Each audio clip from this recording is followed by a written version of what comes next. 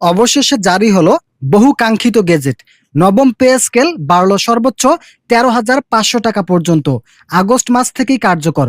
আজকের এই ভিডিওটিতে আমি এই বিষয়ে বিস্তারিত আলোচনা করতেছি। ভিডিওটি শুরু করার পূর্বে এখনো যারা আমাদের এই পরিবারের নতুন সদস্য আছেন তারা সাবস্ক্রাইব করে পাশে থাকা বেল আইকনটি অল করে দিন, যাতে আমাদের এই চ্যানেল থেকে মহার্ঘ ভাতার গুরুত্বপূর্ণ আপডেট সবসময় সবার আগে পেতে পারেন। দীর্ঘ প্রতীক্ষা, আন্দোলন আর জল্পনার অবসান ঘটিয়ে গতকাল মঙ্গলবার অর্থ মন্ত্রণালয় থেকে জারি হলো বহুল আলোচিত মহার্ঘ ভাতা ও নবম পে স্কেলের প্রজ্ঞাপন।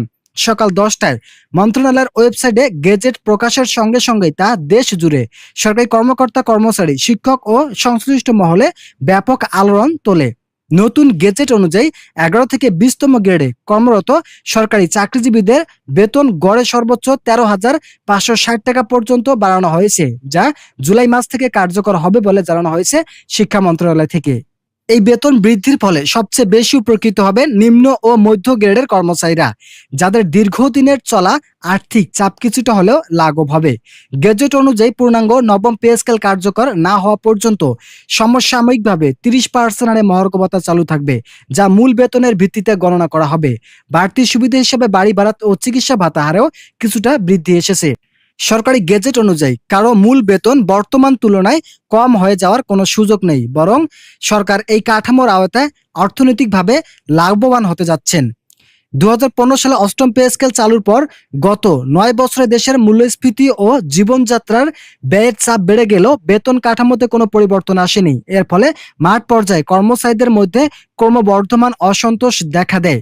বারবার দাবি জানানো হলেও সরকার এতদিন আনুষ্ঠানিকভাবে কিছু জানায়নি। তবে কয়েক মাসের আলোচনা শেষে গতকালের বৈঠকে মহার্ঘ ভাতার গেজেটের মাধ্যমে সরকার তাদের অবস্থান স্পষ্ট করেছেন।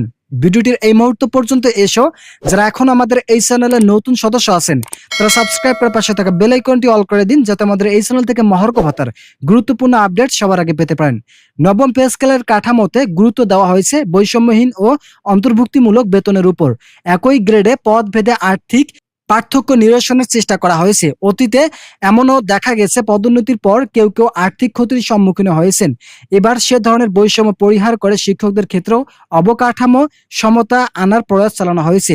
শিক্ষকদের এছাড়া সরকারি কর্মচারী ফেডারেশনের শিক্ষক সংগঠন সহ সংশ্লিষ্ট সব মহল গেজেটকে সময়োপযোগী ও সাহসী সিদ্ধান্ত হিসেবে স্বাগত জানিয়েছে।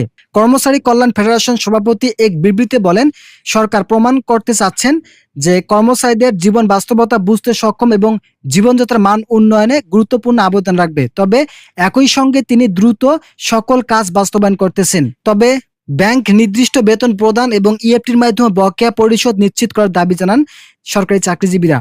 অর্থ মন্ত্রণালয়ের হিসাব অনুযায়ী নতুন স্কেল ও ভাতা বাস্তবায়নে অতিরিক্ত বরাদ্দ লাগবে প্রায় 32,000 কোটি টাকা। তবে রাজস্ব আয় বাড়ানো, বাজেট পুনর্বিন্যাসে এবং কিছু খাতে ব্যয় সংকোচনের মাধ্যমে অর্থ যোগানোর পরিকল্পনা নেওয়া হয়েছে। অর্থনীতিবিদদের মতে এই ব্যয় শুরুতে চাপ সৃষ্টি করলেও দীর্ঘমেয়াদে প্রশাসন ও দায়িত্ব বৃদ্ধি পাবে। তো বন্ধুরা, যারা যারা সরকারি চাকরিজীবী আছেন তাদের জন্য শুভ কামনা রইল। তারা পরবর্তী আপডেট পেতে অবশ্যই আমাদের এই চ্যানেলটি সাবস্ক্রাইব করে বেল আইকনটি অল করে দিন। গেজেট অনুযায়ী 2026 সালের জানুয়ারি থেকে নবম পে স্কেল পূর্ণাঙ্গভাবে চালু হবে এবং তখন নতুন কাঠামোর ভিত্তিতে মূল বেতন নির্ধারিত হবে। এর আগ পর্যন্ত মহার্ঘ ভাতা চালু থাকবে এবং বকেয়া অর্থ 6 কিস্তিতে পরিশোধের পরিকল্পনা রয়েছে। এতে করে সরকার একদিকে যেমন অর্থনৈতিক ভারসাম্য বজায় রাখবে, অন্যদিকে কর্মচারীদের আস্থাও অর্জন করতে পারবেন। ফেডারেশনের সভাপতি এক বিবৃতিতে বলেন, সরকার প্রমাণ করছে তারা কর্মচারীদের জীবনের বাস্তবতা বুঝতে সক্ষম হয়েছে। এছাড়াও বিভিন্ন ধরনের বিষয় আলোচনা করা হয় এই প্রজ্ঞাপনে। মূলত এই প্রতিবেদনের সকল বিষয় নিয়ে আলোচনা করা হয়েছে মহার্ঘ ভাতার বিষয়। পরিশেষে বলা যায়, গতকালের গেজেট জারির মাধ্যমে সরকার প্রমাণ করলো তারা আর কালক্ষেপণ করতে চায় না। বহুদিনের বৈষম্য, অনিশ্চয়তা ও ক্ষোভের অবসান ঘটিয়ে তারা কার্যকর উদ্যোগ নিয়েছে। এখন দেখার বিষয় মাঠ পর্যায়ে এটি কত দ্রুত বাস্তবায়িত হয় এবং সংশ্লিষ্ট কর্তৃপক্ষ কেমন দায়িত্বশীল ভূমিকা পালন করে। মূলত মহার্ঘ ভাতার জন্য ইতিমধ্যেই একটি কমিটি গঠন করা হয়েছিল, সেই কমিটি আবার ভেঙে যায়। তবে নবম পে স্কেল বাস্তবায়নের জন্য একটি নতুন কমিটি গঠন করা হয়েছে সরকার পক্ষ থেকে। মহার্ঘ ভাতা কার্যকর হওয়ার আগ পর্যন্ত সরকারি কর্মচারী মূলত 11 থেকে 20তম গ্রেডের কর্মচারীদের জন্য সর্বনিম্ন বেতন 13,560 টাকা নির্ধারণ করার সিদ্ধান্ত বাস্তবায়ন করা হয়েছে। তো ইতিমধ্যে এই বিষয়ে একটি প্রতিবেদন প্রকাশিত হয়েছে। আজকের এই ভিডিওটিতে আমি এই বিষয়ে বিস্তারিত আলোচনা করলাম। আশা করি ভিডিওটি থেকে অনেক উপকার পেয়েছেন। যদি উপকার পেয়ে থাকেন তাহলে অবশ্যই চ্যানেলটি সাবস্ক্রাইব করে পাশে থাকা বেল আইকনটি অল করে দিন। তো বন্ধুরা, আজকের এই ভিডিওটি পর্যন্ত ভালো থাকুন, সুস্থ থাকুন।